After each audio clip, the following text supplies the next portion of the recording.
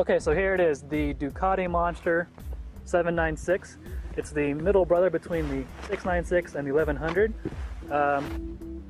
The main reason why this bike is here, because the American public might think that, you know, there's a 796 Monster and a 696 Monster.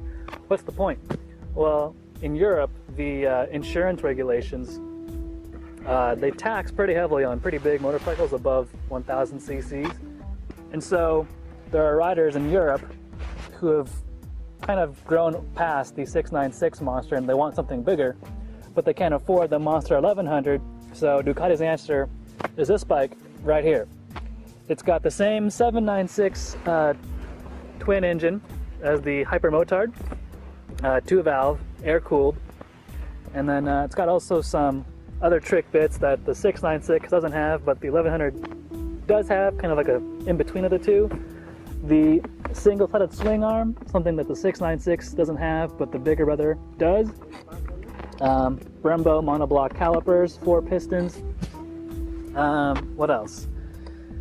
We've got kind of small styling touches here and there.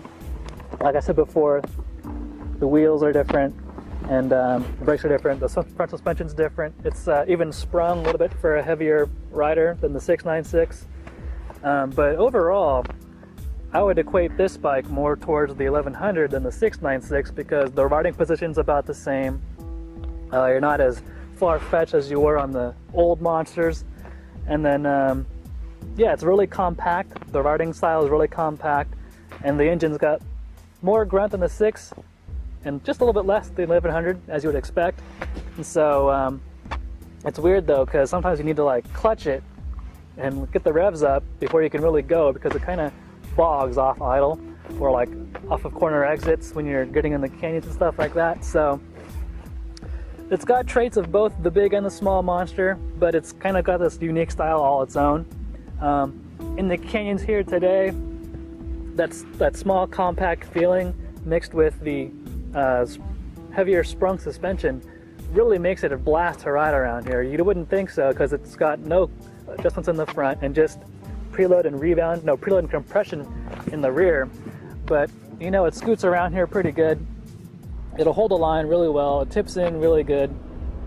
And yeah, these Diablo Rosso Pirelli tires, they come up to temperature pretty quickly and they got really good grip for a street tire. So all in all, as a package, on paper it looks pretty bland, but when you ride it in person, it's a really fun motorcycle. And then yeah, so in case you're wondering why there's a 696 and a 796, blame the Euros, but either rate, we get a cool bike.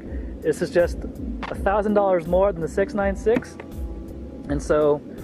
and we don't have those regulations in the insurance companies that the Europeans do, so there really is no reason, sorry Ducati, to get the 696 Monster when this one can pretty much do all that and more. But yeah, as a whole package, Ducati has a winner for the intermediate and beginner rider right here, and even the advanced rider right here, 2011 Ducati Monster 796.